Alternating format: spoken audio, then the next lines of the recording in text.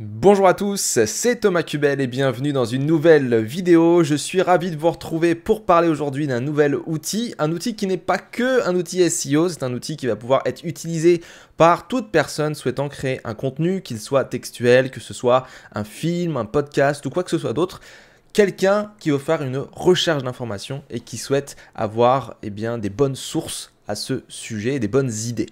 Alors, je veux bien sûr parler du nouvel outil dont vous entendez parler ces derniers jours, qui est easyword.info, le nouvel outil de Christian Méline et Sylvain Doré. Ils sont connus pour avoir fait les métamos sur cocon.se. Et bien aujourd'hui, ils reviennent avec easyword.info, qui est le site que vous voyez à l'écran.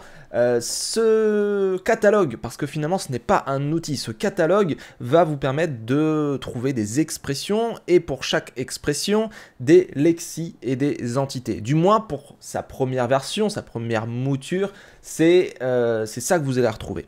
Là comme ça peut-être que ça ne vous parle pas, donc je vais essayer de vous montrer comment on utilise cet outil, à quoi il peut vous servir et vous allez voir que mine de rien, même si ce n'est pas un outil SEO, ça peut vous être utile en SEO et même bien plus ailleurs. Alors, on commence avec tout d'abord le site. Pour le moment, pas de site vitrine, on est sur l'interface de easyword.info, la partie connexion.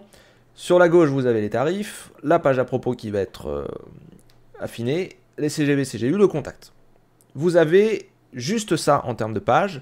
Après, vous avez deux catalogues, le français, l'anglais, avec des expressions donc en français et en anglais, et 1 109 403 expressions avec du coup plein de lexis, 7 millions et quelques, et entité pareil, 1 387 186 pour la France, du moins le français plutôt. L'anglais, un peu moins d'expressions, 256 720, lexis 969 000, entité 1 308 722. Pourquoi j'insiste sur ces chiffres? Parce que, contrairement à un outil comme les métamos par exemple, ce n'est pas vous allez suggérer une expression et ça va être calculé maintenant et ça va vous dire qu'est-ce qu'il faut marquer comme mot, combien de fois il faut que vous le mettiez pour que ça soit optimisé, tout ça. Ce n'est pas un outil d'optimisation sémantique. C'est un catalogue où les expressions sont précalculées, il y en a déjà une certaine quantité aujourd'hui, et vous allez pouvoir éventuellement suggérer d'autres expressions pour qu'elles puissent être calculées, et tout le monde pourra les retrouver dans ce catalogue. Ce n'est pas un compte avec vos expressions, c'est un compte d'accès à un catalogue d'expressions. Alors maintenant, connectons-nous et voyons comment ça fonctionne. Je me connecte et j'ai la même interface, c'est juste que les infos changent. Mon profil, bon, je ne vais pas rentrer dedans, c'est un profil lambda. Explorer les expressions, c'est là où vous allez retrouver l'ensemble des expressions du catalogue. Donc là, j'ai mis consultant SEO pour l'exemple. J'ai deux expressions. Si je retire consultant SEO, j'ai tout le catalogue et vous voyez que j'ai 110 941 pages de 10 éléments, de 10 expressions. Donc, vraiment, le catalogue est déjà énorme et il va grossir au fur et à mesure du temps.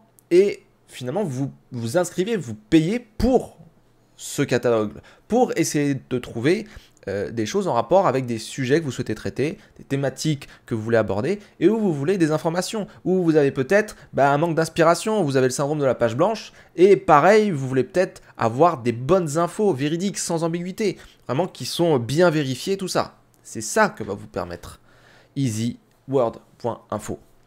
Donc, ça c'est la partie explorer, on peut changer la base de données, donc là c'est en français, FR, je passe en anglais avec un clic, ça change tout de suite, je repasse en FR. Si je veux suggérer des expressions, je peux aller sur ce bouton-là ou je peux aller sur la gauche, suggérer expression, je mets expression, je sais pas moi, liée au SEO, gravité normale type suggestion. Ici, vous mettez une expression par ligne, vous soumettez et dans quelques heures, quelques jours, tout ça va être ajouté à la file d'attente de calcul et vous retrouverez dans le catalogue les expressions avec leur lexis, l'entité et le pouvoir d'exporter toutes ces données-là.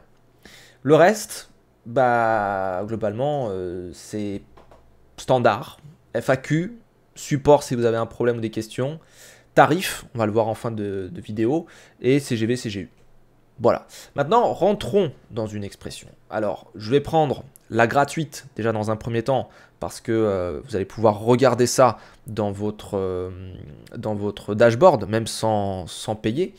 Donc, appartement à Barcelone, c'est celle qui est en vert et là, colonne free pour gratuit. On nous dit qu'il y a 49 entités. On nous dit que ça a été calculé le 22 mars 2021 et que c'est l'ID 13, donc l'une des premières expressions ajoutées au catalogue. Je rentre rapidement sur appartement à Barcelone, on ne va pas passer trop de temps dessus. La première partie, quand vous cliquez sur votre expression, c'est Lexi. Lexi, c'est quoi? C'est l'onglet qui va vous permettre, pour votre expression, d'avoir des idées de contenu, des idées de sections à rajouter, des angles, des choses en rapport avec appartement à Barcelone qui pourraient vous être utiles pour créer un contenu. Pour le SEO, ça peut vous permettre de faire des contenus un petit peu plus exhaustifs, ça peut vous permettre d'avoir des idées si vous avez le syndrome de la page blanche, comme je le disais tout à l'heure, ça peut vous permettre éventuellement de savoir, appartement à Barcelone, de quoi on parle beaucoup quand on parle de cette expression-là, ce sujet-là. Bref, vous voyez, appartement à Barcelone, j'ai des lexis ici, eh bien on va parler, bon forcément des appartements à Barcelone, mais aussi des appartements de vacances, en location, des appartements et des maisons. On va parler de Barcelona, puisque c'est souvent utilisé ce terme à l'espagnol. BCN Apartments, moi je connais pas, mais c'est sans doute des appartements de Barcelone, un groupe ou je sais quoi important. Le Camp Nou, bon bah voilà, hein, ça c'est très connu à Barcelone. Catalogne, effectivement Barcelone est dedans. Le centre de Barcelone, les chambres, les écrans plats, l'immobilier, les locations. Donc on voit que c'est beaucoup de la location, c'est beaucoup du tourisme, des vacances. Donc il y a des choses en rapport avec les vacances. L'animaux de compagnie, ça doit être, est-ce que c'est accepté ou pas? Les locations appartements, le sèche-linge, le lave-linge, le salle de bain, tout ça, c'est des particularités de chaque appartement ou des maisons que vous pouvez louer là-bas ou acheter là-bas pour du tourisme. Et après, vous avez des choses qui sont propres à la ville. Vous avez le Camp Nou, on l'a vu tout à l'heure, mais vous avez aussi la Plaça Catalunya, vous avez le parc Güell, vous avez le passage de Gracia, vous avez le musée Picasso, bref, on pourrait en avoir beaucoup plus, mais déjà là vous avez de quoi traiter appartement à Barcelone. Donc déjà c'est là le truc, vous avez plusieurs angles, vous avez plusieurs insights, plusieurs idées qui peuvent vous aider à créer des contenus. Et pas que des contenus textuels, j'insiste vraiment là-dessus. Ça peut être utilisé pour de la simple recherche d'informations. Un journaliste qui veut faire un article, qui veut faire une vidéo, un reportage. Ça peut être quelqu'un qui fait un documentaire. Ça peut être quelqu'un qui fait une vidéo comme je suis en train de vous faire. Ça peut être utilisé pour faire de la recherche d'informations. Donc, toute personne qui fouine sur Google et qui se tape plein de sites, etc. et puis il ne sait pas trop si c'est vrai, si c'est pas vrai, etc. si c'est des fake news ou pas, globalement, ici, on est sûr que c'est quand même vachement lié à appartement à Barcelone. Donc les lexis, c'est ça. Les entités, c'est ça. Là, vous avez deux choses. Vous avez tout d'abord, ça se voit pas parce qu'il y a un petit bug d'affichage, mais entre le bullet point et le lien 1912 en architecture, vous avez ici en fait un petit logo Wikipédia qui est censé apparaître. Là, ça bug pour le moment, je vais remonter l'info d'ailleurs.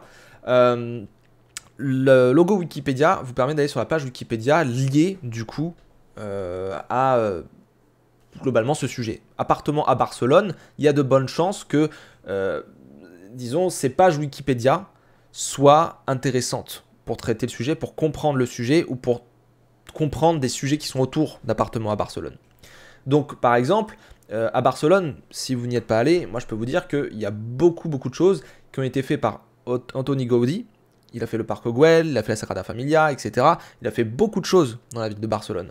Et pour le coup, l'architecture, c'est pour ça qu'on voit 1912 en architecture, mais également, il y a des choses qui sont propres à Barcelone autour de l'architecture qui sont ici. On a Antoni Gaudí qui peut vous être utile pour faire de la rédaction et pour comprendre qui était ce personnage et qu'est-ce qu'il a fait et qu'est-ce qu'il a voulu faire, par exemple, avec la Sagrada Familia qui n'est pas terminée. Ensuite, vous avez des choses qui sont propres à la ville, aux appartements, forcément, mais en tout cas, sachez que vous avez toutes les pages Wikipédia qui sont ici, là, entre le bullet point et le lien. Vous aurez un petit logo Wikipédia W qui va apparaître dans quelques heures. Le lien qui est à côté, à quoi il sert? Eh bien, c'est simple, je vais aller sur Antoni Gaudí. Antoni Gaudí, je suis redirigé sur wikidata.org. Wikidata.org, ça peut vous être utile pour mettre l'identifiant de l'entité, par exemple, ou le lien sur des données structurées, du JSON, des choses comme ça. Ça permet d'enlever toute ambiguïté par rapport à de quoi je parle. Je prends un exemple qui a souvent été cité dans la sphère SEO, qui a été utilisé, je crois, au départ par Laurent Bourrelli, c'est un très bon exemple, Lincoln. Lincoln, est-ce qu'on parle du film? Est-ce qu'on parle de la personne Abraham Lincoln, le personnage politique, ou est-ce qu'on parle Lincoln de l'automobile, ou du cabinet de conseil, ou de je ne sais quel truc qui s'appelle Lincoln? Si vous mettez juste Lincoln comme ça au milieu d'une page, on ne sait pas. On se doute que ça peut être Abraham Lincoln, mais peut-être pas.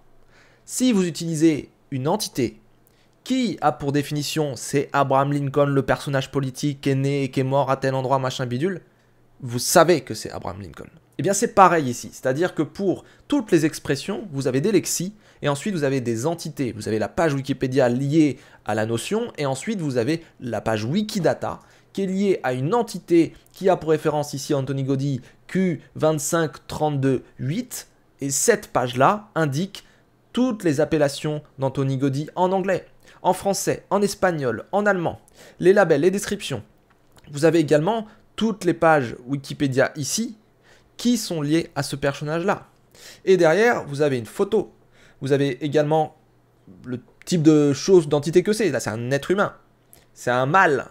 Il vit en Espagne, etc., etc. Bref, vous avez une définition précise de qui est Anthony Gaudi. Donc quelqu'un qui fait de la recherche d'informations, quelqu'un qui veut optimiser sa page ou même dire un moteur de recherche ou n'importe quel outil ou n'importe quelle personne, je parle de cette notion-là et précisément cette notion-là, ce cadre-là qui est sur Wikidata, eh bien il n'y a aucune ambiguïté. Et moi, vous voyez, j'ai toujours dit que à terme, ce seraient des informations vérifiées et des informations issues du projet, je dis bien le projet, le vrai projet du web sémantique, où chaque entité, un peu à la façon du knowledge graph, du graphe de la connaissance, on aurait un web de la connaissance, un web super bien organisé où chaque chose est à sa place, où il n'y a aucune ambiguïté, où chaque chose est déclarée et éventuellement mis en lien Wikipédia, Wikidata ou quoi que ce soit d'autre, mais quelque chose de vérifié. En tout cas, Wikipédia, Wikidata, ce sont des projets sérieux, ce sont des projets où il y a des faits, c'est souvent la vérité, il y a peu d'âneries, et il y a des modérateurs qui font en sorte que le projet soit toujours aussi sérieux. Donc ici, pour du JSON, pour de la donnée structurée ou quoi que ce soit d'autre, c'est super utile d'avoir le numéro d'entité et de déclarer de quoi on parle. Et la page Wikipédia peut vous aider à lire et puis avoir quelques informations. Donc voilà pour la présentation déjà générale de l'outil. Vous avez une expression dans un catalogue que vous allez pouvoir choisir parmi des centaines de milliers, etc. Vous avez les lexis qui vous permettent d'avoir des angles, des idées, etc. Les entités liées à des pages Wikipédia, Wikidata, et vous pouvez exporter tout ça via ce formulaire-là auto-rempli. Maintenant, quand vous connaissez, on va dire, l'outil de manière générale, on va essayer de faire des recherches. Donc, commençons avec Consultant SEO. Je l'ai tapé tout à l'heure. Hop, je tape. Directement, ça va faire processing et ça va me trouver l'expression. Donc là, je suis ici, Consultant SEO. Consultant SEO, Lexi. Eh bien, le consultant SEO, voilà, j'ai pas d'idée. Ouais, consultant SEO. Un consultant et du Search Engine Optimization. Très bien. De quoi ça peut parler? Eh bien, on pourrait parler, ouais, effectivement, de l'accompagnement d'un consultant SEO, de l'acquisition de trafic. On pourrait parler des algorithmes. On pourrait parler des audits SEO que fait le consultant SEO. On pourrait parler de balises, de certains chiffres. On peut parler des compétences du consultant SEO. On peut parler des concurrents du consultant SEO, lambda, freelance, voilà, l'agence ou quoi que ce soit d'autre, Yann House, machin. Bref, il y a des choses qui peuvent vous parler. Il y a des choses qui vont un peu moins vous parler. Il faut faire votre marché là-dedans. Donc moi, par exemple, je choisirais les premiers. Je trouve que c'est pas mal pour décrire le consultant SEO. On a aussi tout ce qui va être la conversion, le conseil, ensuite les connaissances, transfert de connaissances par exemple. Il peut y avoir le hat, le chapeau, white hat, black hat, grey hat, tout ce que vous voulez, green hat. Ensuite, vous avez les domaines, vous avez l'évolution par exemple du métier de consultant SEO. Vous pouvez parler de l'indexation, vous pouvez parler des leviers, vous pouvez parler des optimisations. Bref, vous voyez, c'est très très facile juste en lisant cette liste. Et là, on est dans un secteur qui est quand même vachement particulier, vachement niché, de savoir de quoi on pourrait parler. Ça peut être utile pour, encore une fois, créer un film, créer un documentaire, créer un podcast, créer une vidéo, créer un contenu, qu'il soit SEO friendly ou pas. C'est vraiment pour vous donner des angles, des points de vue. des idées. Ensuite ici, entité. Alors nous malheureusement on est un peu mal lotis chez les SEO, surtout sur consultant SEO qui est très précis finalement. SEO il y aurait peut-être un peu plus d'entités. Consultant SEO, on a Olivier Andrieux qui est le pape du référencement, qui est ultra connu pour son site Abondance et toute l'actualité, tous les livres qu'il a écrits. On a la page optimisation pour les moteurs de recherche, forcément, hein, qui est très importante. On a référencement et on a SEO. Il y a des choses qui vont vous parler, il y a des choses qui ne vont pas vous parler. En tout cas, vous pouvez consulter la page Wikipédia de l'optimisation pour les moteurs de recherche. Et puis là, vous aurez tout un tas de données, d'informations utiles pour pouvoir traiter votre sujet consultant SEO. Et en même temps, vous avez le Wikidata, voilà, qui est ici, avec l'optimisation pour les moteurs de recherche, qui a un numéro particulier que vous pourrez baliser sur certains mots ou éventuellement dans votre page pour dire, bon bah voilà, tout ce qui fait référence à SEO dans cette page, ou consultant SEO ou je ne sais quoi, eh bien, voilà, consultant c'est lié peut-être à cette entité-là, et SEO c'est lié à cette entité-là. Au bout d'un moment, si tous les mots sont balisés, bah, il n'y a plus aucune ambiguïté, on sait précisément de quoi on parle, et par extension, finalement, de ces pages Wikipédia et Wikidata, on peut savoir précisément quel est le cadre. Donc ça, c'est super intéressant. Et toujours l'export derrière. Je retourne en arrière. On va prendre quelque chose d'un peu moins spécifique. On va prendre, par exemple, le chocolat. Le chocolat, j'adore le chocolat. Vous connaissez mon exemple de recette de gâteau au chocolat. Le chocolat, je veux vraiment vous montrer un autre exemple assez parlant. Donc là, je vais afficher par 100. Je tape chocolat, c'est une thématique là qui est très très généraliste, il y a beaucoup de choses autour du chocolat, on peut parler de l'histoire du chocolat, on peut parler des types de chocolat, on peut parler des chocolats à manger, on peut parler des chocolats chauds, on peut parler de vraiment beaucoup de choses. Et au final, le catalogue, vous voyez, c'est là où il va être utile. C'est que vous tapez quelque chose comme chocolat, eh bien vous allez peut-être penser à la thématique que vous traitez, votre sujet que vous traitez pour faire votre contenu ou je ne sais quoi, votre recherche, mais vous pouvez avoir des idées de choses qui sont autour du chocolat. Par exemple, friture chocolat. Ah ouais, les fritures, c'est vrai, les fritures, ouais, c'est quand même vachement utile. On parle souvent voilà, des pralinés, des truffes, des choses comme ça, mais ouais, les fritures, ouais, effectivement. Qu'est-ce qu'on a d'autre? On a des marques, on a des grammages, on a des types de chocolat, on a... qu'est-ce qu'on a? On a des chocolats d'une certaine ville ou d'une certaine personne, d'une certaine marque. Qu'est-ce qu'on a d'autre? On a des CAP, chocolatier confiseur. Bref, on a beaucoup de choses. Donc c'est vrai que quand on s'intéresse à un sujet, on regarde la liste déjà des expressions et puis on peut avoir des idées. Et puis ensuite, on rentre dans, je sais pas moi, chocolaterie. Voilà. Eh bien, j'ai tout les lexis. Je veux traiter de la chocolaterie, des chocolateries. Ah bah on va parler ouais, des différents chocolats, des déclinaisons, caramel, ouais, c'est vrai qu'on achète pas mal de choses avec du caramel aussi. Les enfants, bah oui, les enfants, le chocolat ils adorent. Le fruit, effectivement, on peut mettre dans le chocolat des petits fruits, des choses comme ça, même des trucs alcoolisés à l'intérieur, c'est pas mal. Il y a de la noisette. Vous voyez, il y a beaucoup de choses liées aux chocolateries. Et ça, c'est les lexis, ça peut vous permettre d'avoir certains angles, encore une fois. Et après, vous avez les entités. Voilà, donc là, on a certaines dates qui font sans doute sens avec les chocolateries. On a des marques, c'est moi est une marque, par exemple. Vous avez le chocolat belge, vous avez la Charlie la chocolaterie, le film. Parce que oui, ça aussi, il ne faut pas l'oublier. C'est que c'est à vous de choisir. Vous devez toujours avoir un œil critique. La chocolaterie, là, tout court, ça peut être Charlie la chocolaterie. Et ça peut parler des chocolateries de manière générale. Comme on peut parler des chocolateries, vraiment à l'endroit où on fait du chocolat, des chocolats, etc. Donc voilà pour easyword.info. Je pense que vous avez saisi le concept. C'est un catalogue français ou anglais qui vous permet de trouver des lexis, des entités, c'est-à-dire des angles, des points de vue, des contenus que vous pourriez créer et des sujets que vous pourriez dérouler. Et en même temps, des entités, des choses qui sont liées plus ou moins à Wikipédia ou Wikidata, des projets sérieux, avec des choses vérifiées. Donc, quand vous voulez faire une recherche d'informations, et pour n'importe quel projet que ce soit, vous pouvez passer par easyword.info, exporter tout ça et travailler dessus. Maintenant, combien ça coûte? Eh bien, c'est là où je trouve que c'est assez voilà, accessible, vraiment, 25 €. 25 € hors taxe par mois pour accéder à tout le catalogue. Donc vous avez les centaines de milliers d'expressions là d'aujourd'hui, vous avez toutes les expressions qui vont être ajoutées au fur et à mesure du temps, vous pouvez suggérer des expressions, vous avez des liens Wikipédia, des entités nommées, des lexis primitives, vous avez tout. En fait, après il y a certains quotas, mais avant que vous les atteigniez, franchement, ouais, c'est pas demain la veille, quoi. Donc au final, ouais, 25 €. Vous avez accès aussi au support. Vous pouvez vous arranger avec eux si vous avez certains besoins ou quoi que ce soit d'autre, si vous ne comprenez pas comment il faut interpréter certaines choses. Voilà, comme tout outil, il faut l'appréhender. Mais en tout cas, 25 € pour moi, pour accéder à un catalogue aussi gros. Et quand je vois, franchement, la recherche d'informations, taper sur Google, trier du vrai, du faux, passer beaucoup de temps à aller sur la page 2, la page 3, ensuite reformuler sa requête, lire les contenus, se dire mais pourquoi il a dit ça, et puis là, ah en fait, mais c'est faux, et puis en fait, le mec là, il contredit un autre article que j'ai lu. Là, c'est que basé sur des projets sérieux. Donc, vous n'aurez pas d'ambiguïté, et vous pourrez faire une recherche d'informations qualitative. Voilà pour ma présentation de easyword.info. Je suis ravi de la sortie de ce nouvel outil en bêta. J'espère qu'il va s'améliorer et qu'il va bien évoluer et que du coup on va pouvoir avoir un top outil. C'est déjà un outil pour moi qui est vachement abouti pour un truc en bêta. J'espère qu'on va aller encore à un autre niveau. Il paraît qu'il y a un autre niveau. Christian Méline me le disait il y a quelques jours. Donc on verra ça. En tout cas, en attendant, je vous remercie d'avoir regardé cette vidéo. N'hésitez pas à partager la vidéo, à me dire ce que vous pensez de cet outil et de la présentation en commentaire sur YouTube. Et puis, je vous dis à très bientôt pour une nouvelle vidéo. Bye bye, ciao!